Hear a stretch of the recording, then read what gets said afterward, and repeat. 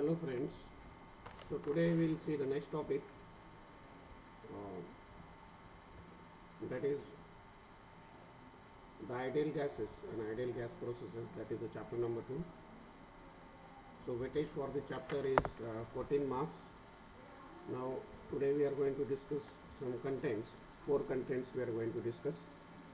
First one is the definition of the ideal gas, what is the meaning of the ideal gas, then Boyle's law, third one is the Charles law and Avogadro's law. So we'll start with the first, that is the ideal gas definition. Now what is the concept of the ideal gas? So it is defined as a gas having no forces of molecular attraction, a gas which follows the gas laws. Gas laws means the ideal gas laws at all the ranges of pressures and temperatures can be considered as the ideal gases.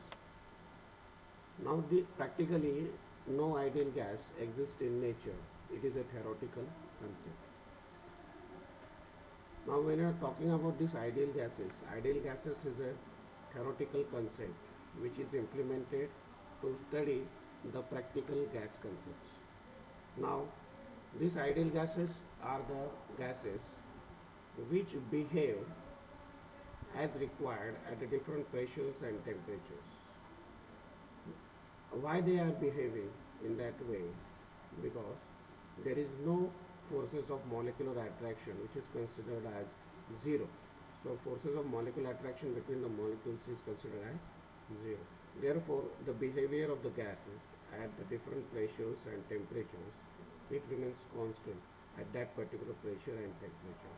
Therefore, we can predict its behavior at different pressures and different temperatures. Also, the different ideal gas laws, they are obeyed by the perfect ideal gases. Therefore, what we are doing during the analysis of the practical gases, we say that those practical gases should behave like the ideal gases.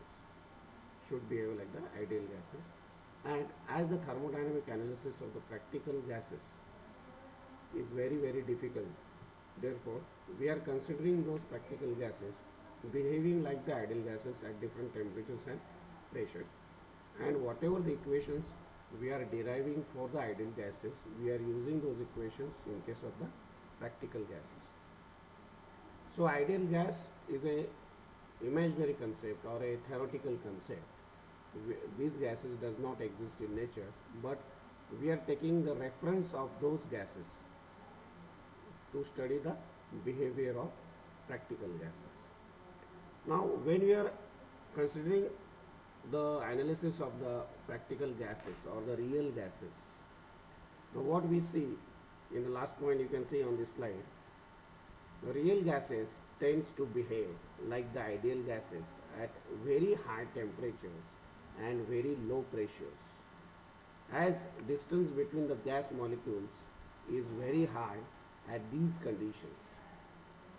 Now what is the requirement for a particular gas to be an ideal gas? The requirement is that there should not be any molecular attraction between the molecules. So practically, when we are treating a real gas, if we are heating that real gas to very high temperatures, because of the thermodynamic expansion of the molecules go away from each other when the heat is added, and because of that, as the distance between the molecules increases, automatically the molecular attraction force, it becomes less and less. Therefore, at the very high temperature, we say that it is nearly zero. At very high temperatures, the molecular force becomes nearly zero. Therefore, at very high temperatures, the real gas tends to behave like the ideal gas. In the same way, at very low pressures, again the distance between the molecules is also very high. Therefore, the molecular forces are very less. Therefore, at very low pressures also, we can see that the real gases tends to behave like the ideal gases. Therefore, we consider that the real gas concept, an ideal gas concept. The ideal gases are acting as a reference gases to study the real gases, because when you want to study the behavior of the real gases, we must have the reference, just like we are having the Carnot engine as a reference to study the practical engines. In the same way, we are having the ideal gases as the reference to study the real gases. Therefore, when you are defining the ideal gases, we must consider all these 3 points, that is, the gases having the no process of molecular attraction. The ideal gases are gases which obeys all the gas laws, ideal gas laws, at different pressures and temperatures. And we know that practically no ideal gas exists in nature. Therefore, ideal gas concept is a theoretical concept used to study the real gases. Now, next point is the ideal gas laws. In that, we are going to study the first law, that is the Boyle's law. What is the statement of the Boyle's law? It states that if temperature of gas is maintained constant during a process, the volume of the gas varies inversely with the absolute pressure during the change of the state.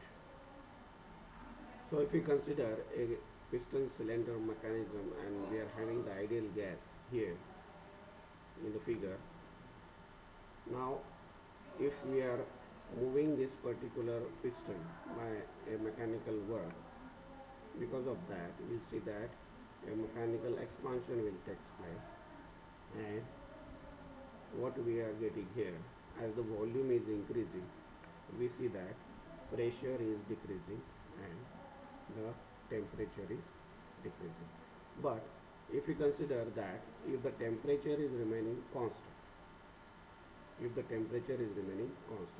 now to remain the temperature constant, we have to move this piston very slowly, so that the thermodynamic equilibrium of system and surrounding will be achieved at every state point. Therefore, the temperature, we are assuming that temperature is remaining constant. And when we are increasing the volume, we see that the pressure is decreasing. But when we are compressing this, when you are decreasing the volume here, then we see that the pressure is increasing. So for the decrement in the pressure, increment in the volume, we say that it is an expansion process. So expansion takes place from the state point 1 to the state point 4 as shown in the property diagram, that is the PV diagram. So pressure is decreasing as the volume is increasing. So pressure is inversely proportional to the volume along the constant temperature line. So we are having the constant temperature line in this way. These are the curved lines, and in the right hand side you can see the temperature goes on increasing. In the downward direction, the left hand side, you see that the temperature goes on decreasing.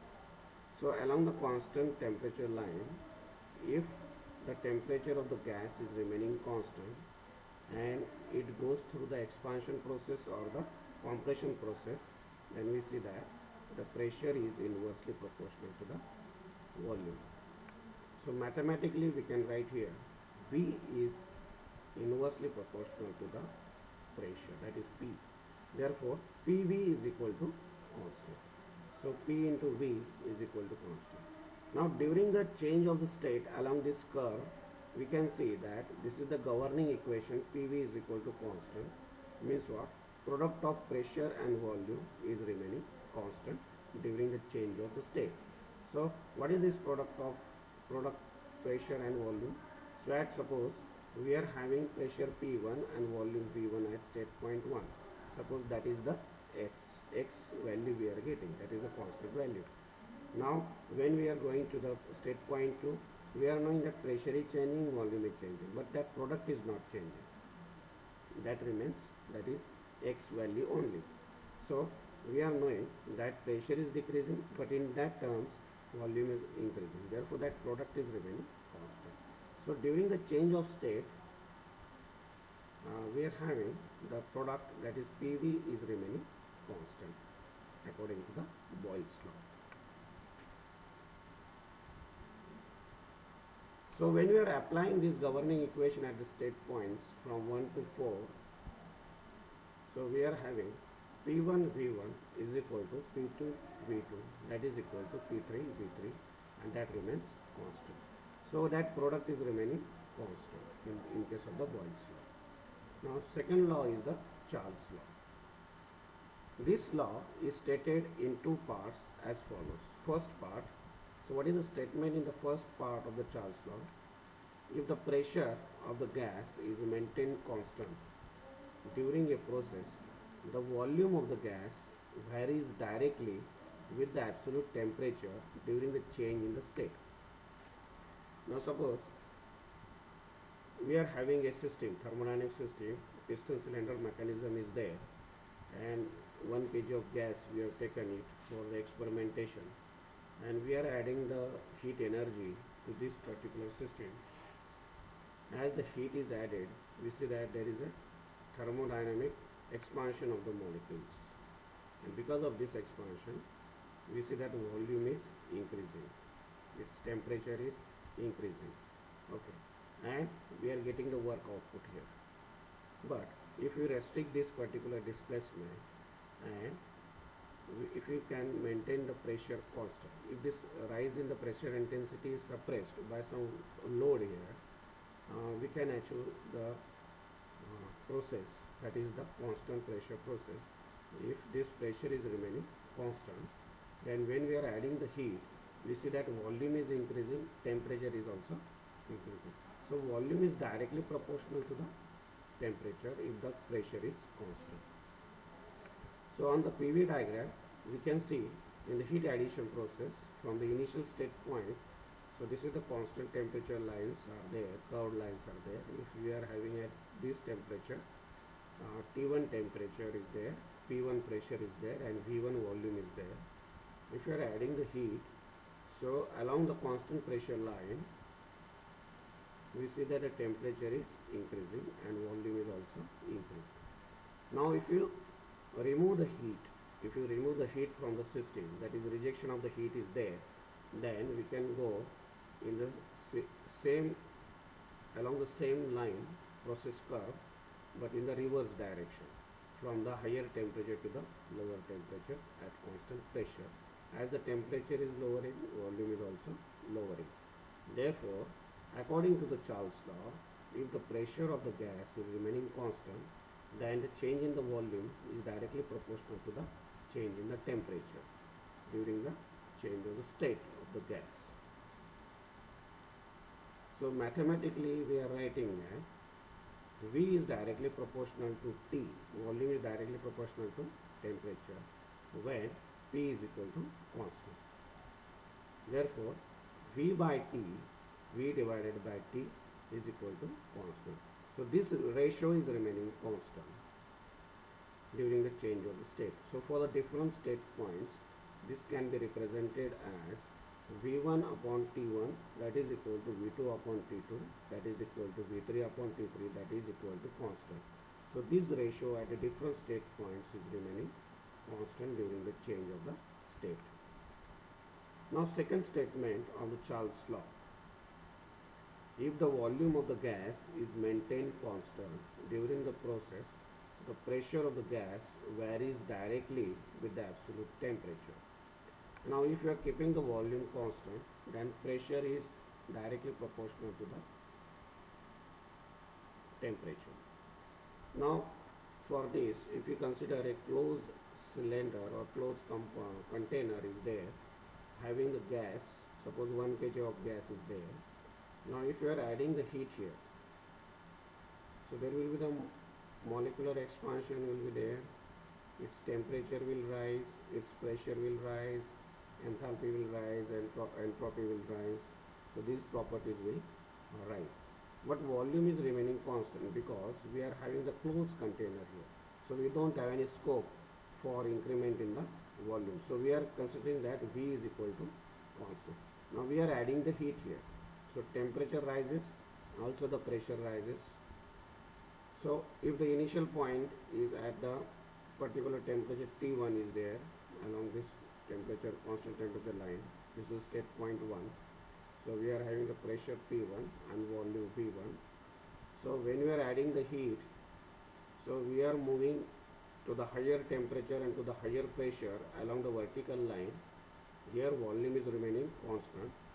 So pressure is increasing, temperature is increasing. So this is the final state point number 3. Here we are getting pressure P3 and temperature T3. So if you are rejecting the heat, then from state point 3 we can move along the same process curve, that is a vertical line towards the initial state point at constant volume. So according to the second statement of the Charles law, we see that when volume is remaining constant, then pressure and temperature are directly proportional. So mathematically we can write P is directly proportional to T when V is constant. So for the different state points, this can be represented as P1 upon T1, that is equal to P2 upon T2, that is equal to P3 upon T3, that is equal to constant. So this ratio, P1 upon T1 ratio, is remaining constant during the change of state. So this is about the Charles law statements.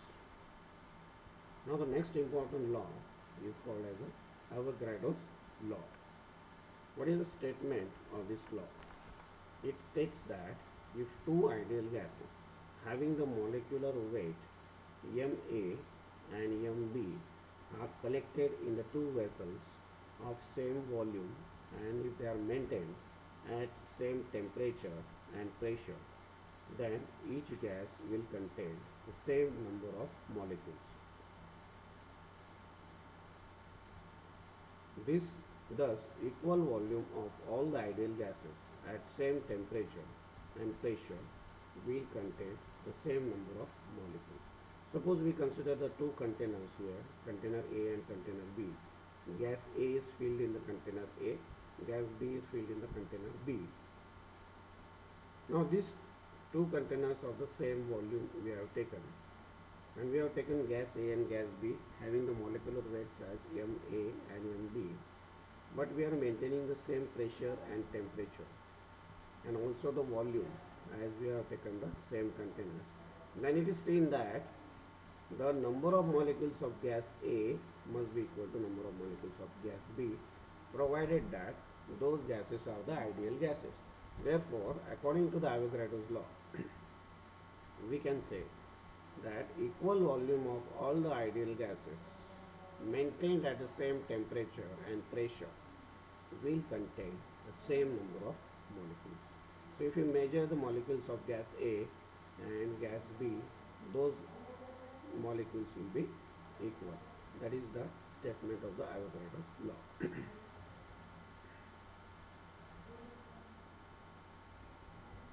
So we have completed the different points. So we have started with the second chapter, and we have seen the definition of ideal gas, what is the meaning of the ideal gas, what is the importance of the ideal gas. Then we have seen the Boyle's law, then Charles law and Avogadro's law today. So we'll discuss the other furthermore topics in the next lecture. So thank you.